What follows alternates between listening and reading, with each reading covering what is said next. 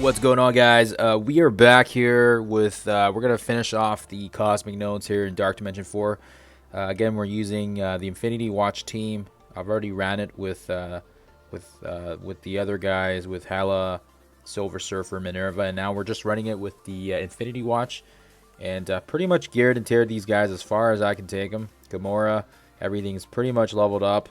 Level 3 on the new blue Isols. We got Nebula here as well. Here, she's also geared and tiered as much as she can go. Actually, wow! I just realized I got enough T4 here to push her second ability, so I'm gonna do that. So now she's maxed out. She's all ready to go, and like I said, she's pretty much geared and tiered as far as she can go. Adam Warlock's not accessible, so we'll skip over him. Phylavel, same thing. Still got to get a little bit up on her ISO, but everything else is pretty much geared and tiered as much as she can go. I just finished actually upgrading her red stars as well, since I finally got to see that in the store, and I used my my upgrade credits. And same with Moondragon. I got to still work on the ISOs, but I saw her in the upgrade store as well, so I was able to get her to the 5 reds thanks to those upgrade credits. But that's the team, guys. That's the team we're running. And then the 5th is going to be Kestrel. If you guys have already seen the nodes 7 and 8 with this team, very, very fast team. These guys hit hard, and they make short work of the Dark Dimension 4 nodes. So let's jump into the gameplay. All right, so like I said already, we already finished off nodes 7 and 8 with the Infinity Watch team one-shotting it. So nodes 9 will be no different. We'll jump in here quickly, and hopefully we don't have to do any resets. But this is kind of the setup I have. I don't know if it's the best setup. I just kind of threw it in there. And again, like I said, I ran Silver Surfer, Hela, and Minerva before, and I think they were the previous team people were using, and they were good too. But now everyone's gearing and tiering Infinity Watch, so it only makes sense that if you're gearing and tiering these guys as far as you can go, it only makes sense to have these guys in Dark Dimension 4 as well, since you're already trying to pump everything into them. Now, usually for this one, you want to be careful with Doctor Strange and Scientist because of all the debuffs. And then, of course, we also have Scarlet Witch, which is a problem. And we also have Vision, which is a problem. I don't like Vision because he takes care of a lot of our buffs. So we want to make sure we can get rid of him ASAP. But yeah, let's take out, you want to take out Scientist or Doctor Strange first. So we're going to go after Doctor Strange just so he doesn't flip our buffs. And then he's quite squishy as well. So this will be quick. We should be able to make quick short work of him. Probably in a couple hits thanks to Kestrel and all the triple taps we're going to be getting from the Infinity Watch. So there you go. That should pretty much, okay, so not just there yet. So we'll barrier ourselves. Boom. And actually, you know what? I should have saved the debuff in case Scientist Supreme gets her turn, but I don't know if she's going to get a turn because as you guys already seen, if you guys have watched my other attempts, these guys hit so hard and so fast. They just don't leave much. They don't leave a lot of room for these guys to react because we're triple tapping almost every single time with the Striker, and the you know, obviously thanks to Nebula's passive as well. Landing the vulnerabilities right after. So we can usually take care of a lot of these guys pretty fast. So as you guys see here, making pretty quick work. We're going to get a couple little extra hits there from the vulnerability. And again, like, oh, so we got taunted. That's fine. I think that's probably the only drawback to this team is the taunts. Taunts will kind of slow the team down a bit. But you should be able to get through the taunts pretty fast because these guys hit so hard. So like I said, we want to get rid of Vision just because, yeah, he can get rid of our buffs, and we don't want that. These buffs, thanks to Phylavel and Moondragon's buffs, they keep our sustain alive. We got regeneration. We got death proof when it does trigger and deflex. And then, of course, Nebula helps with all the evasion and the counterattacks as well. So it's just crazy. It's a crazy, crazy team. Even without Adam Warlock, this team is absolutely broken, even in Dark Dimension 4. Definitely will be interesting to see if they do something else with Dark Dimension 5. So for this one, You know, there's a couple problematic characters, but obviously we want to get rid of Taskmaster because he's gonna stun and blind, and that's just gonna be really annoying. So we want to make sure we can get rid of him. Unfortunately, we can't really stun him, so that kind of sucks. Usually stunning him will disable him for a bit. Vulture, again, Vulture, you want to get rid of him because he's gonna get the extra turns in. So that's not a good thing. But yeah, we're gonna stay true to our cause here, and we'll focus everything on Taskmaster. I don't think it'll take us long, especially once we apply the bleeds and we get Kestrel's special going here, which basically just wipes half of their health because of how much damage she just breaks this game. It's crazy. So we'll do the ultimate there to get maximum damage. Boom, Taskmaster's done. We'll keep the heal there just as a holy crap button, just in case we need it. And then yeah, I'll go for Vulture because he's pretty squishy, and we don't want to feed any more turn meter to him. Every time you kill somebody, he gets turn meter, and it just gives him more turn. So just take care of him now, so you don't have to worry about it. That's what I do. So we'll do. Unfortunately, the taunt gets in our way again, so that kind of sucks a little bit. This is why I kind of keep Kestrel's the ultimate ready to go, so that way we can make sure we can get rid of it. And then yeah, focus on somebody with defense down. I think what I'm going to do is I'm going to focus on from Crossbones, just because he's got the vulnerability as well, so we can get the triple tap. And then again, actually, if you count Kestrel in this, it's almost like a quadra tap. So you'll get your initial hit, and then you'll get the assist from Nebula, and then you'll get the striker attack from the same character, and then you've got the extra hit from Kestrel as well. So it's like a quadra tap. Unfortunately, I forgot to hit the defense down there. Got a little excited, so that's okay. There's only 4 characters left anyway, so it's not really a big deal. But as you guys can see, we are blasting through this node pretty fast. I think when I ran this before with Hela and with Minerva and Silver Surfer and Kestrel, they get through it pretty fast as well, but obviously not to the speed that we're seeing here with the Infinity Watch. These guys just crazy amounts. I should have used the evasion, actually. I don't know why I didn't. I'm just tapping here because you're so used to just hitting the same button over and over, because all you really need is their single target attack. Once they get all the buffs going, they're pretty solid. So for this one, you can go for Falcon. That's who I would go for, just because you don't want him feeding any turn meter. So that's what I do. And then yeah, like he's already got 4 bleeds, so he's gonna go down fast, as you guys can see here. And then again, yeah, I will just do the single target attack, get a couple hits there, and then of course we'll get Kestrel's special again, ripping through everything, and then finishing off Falcon. And Vulture again is annoying, so we'll focus on him. Like I said already, I don't like him sticking around too long, because then he gets that free turn meter from killing people. And yeah, I don't like that. So I'm actually gonna use the ultimate here just to kind of apply some defense down for us. That helps us out a little bit. And then what I would do is focus on the Mr. Fantastics. They can get quite annoying because they can remove our defense up, and and they can stun, right? So just in the off chance they land that stun through our immunity or something, or through the evasion, it's good to get rid of these guys ASAP. Of course, we got some taunts. We got some annoying taunts as well. That's always kind of grinds my gears a little bit. I hate the taunts.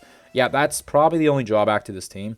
Even with Adam Warlock on this team, using his special helps because he applies the disrupt on protectors. But yeah, even right now, even without Adam Warlock, it's such a strong team, such a powerful team in Dark Dimension 4. For sure, definitely, I think if they release a Dark Dimension 5 or something, definitely for sure, I think this is going to be a very versatile team. They're so good right now in the arena. Pretty much the only team right now I'm playing up against. Everybody's pretty much now adapted Infinity Watch into their squad. So I mean, really, it's really the only team right now. We'll just keep attacking. This should hopefully kill Hulk, or at least kill his death proof. And yeah, I think we'll just we'll apply some evasion this time, so we get some ready attacks. Yeah, it's good to use her cooldowns whenever she comes up, because yeah, Nebula has such short cooldowns. Just spam it. And even right now, I think with how powerful our team is, we could probably even auto, and we probably get away with it. But obviously, for the purposes of this video, so you guys can kind of see the one shot done without any issues, we can we can kind of go through it with some walkthrough. So for this one, this isn't a too bad of a wave. I think the only one you really got to worry about is Red Skull. But again, I don't know if this is correct order, but I'm going for Vulture because I don't like the free turn meter. Plus the minions are squishy. Do keep in mind though, this is one you probably want to just be careful of. The snipers can dish out quite a bit of damage, so you just gotta be careful not to leave them alone, because the snipers can really they can really dish out them damage if you leave them alone. So that's just yeah. And then of course we got Kestrel. We got Kestrel's big massive damage. I don't know if she's gonna be able to. She doesn't have her charge anymore, right? So it's not gonna be able to block the summons. But that's okay. That's all right. We'll make do with what we got. Taskmaster drops as well. I don't like leaving Taskmaster alone. Same with Zemo. So as you guys see here, we're getting some. Yeah, we're running into some issues here. So we just got to be careful. Got to be careful because of all those extra little extra hits and the minions, and and that's where you got to be careful. So we got the evasion up, so that's good. And then Zemo is in this picture as well. Zemo is a great character, so unfortunately, he's just not on our side. So we just gotta be careful of him. He can dish out a lot of damage if you leave him alone. So right here, we're actually gonna reduce the turn meter on Zemo, and then it also rips their buffs off. So that's kind of what we want. And this should actually kill Taskmaster, and then we can focus on Zemo as well. Those two characters dropping was probably the hardest part about this node. So just be careful of that. You might just run into some issues there, but once you get rid of them, business as usual. You can go back to I don't know. You can go for whoever, the troopers. You can go for Red Skull. I don't like Red Skull. Like I said, he brings out the minions, and it's just extra targets, and they can be annoying. So you want to make sure you can get rid of them ASAP. These guys do a lot of damage too, so that's why I want to make sure we just one-shot these guys, get rid of them ASAP. Right. Oh, and then of course we got the taunt there. Okay. Like I said, the biggest part of this team that sucks is when they land the taunts, because it just slows us down a little bit, and it takes a bit of time for us to get through that taunt. And I didn't use the special, just saving it. I don't think we need to, because we're gonna get through these three guys pretty fast, and the cooldown might actually not be ready for the last wave, or last couple waves anyways. So as you guys see here, we're just cruising along here. I don't even need to speed the footage up if I have to. Usually during my recordings, if it takes too long, I try to speed it up a bit, but obviously we're gonna leave it at the regular speed, because as you guys can see, I don't even think it's been, I think it's been like 10 minutes maybe, not even. It's fast. We get through this really fast. So right here, this will drop the last bit of the last wave, and then I think another set drops. And I should have actually used a counterattack, but whatever. So yeah, for this last one, same thing. Taskmaster is kind of a pain in the butt. I go for him.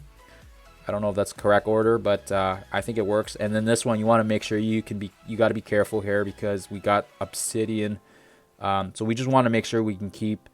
We can get rid of some of the problematic characters before his taunt drops, because otherwise it can be a problem. So we'll do the little special there to hit, or the ultimate to hit everybody. Get the defense down. That helps us out quite a bit. We'll reapply some evasion for ourselves to give us a little bit of protection, and then I think hopefully we don't have any issues there. We'll use the special. And of course we just missed the taunt. Okay, nice. Oh, we got Falcon here too. Okay, so yeah, save the special just in case Obsidian taunts. I could have done it there, but I think it's fine. We can get through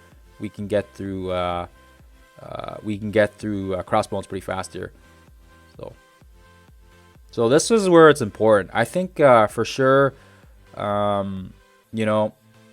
this part can get tricky, because if you leave Falcon alone, he can basically give everybody speed up, and then of course you got Human Torch as well. Personally, for me, I don't like Human Torch, and I think it's better to take him out ASAP quickly. Falcon's gonna, I don't remember if this one he uses his ultimate first or not, but definitely for sure you want to take him out, because if he does 2 rounds of his ultimate, can be very, very dangerous. So I try to go for him, And then, yeah, okay, big whoop. They use the speed. Okay, big deal. You got Hulk there. You got Obsidian. Yeah, you know, they taunt. Kind of sucks a bit. But if they would have done that with Pyro, or excuse me, Human Torch, I think that would have been a worse situation. So that's kind of why I do that. So I don't know if that's the right order. We'll reduce the turn meter on him, and then we'll get these attacks in.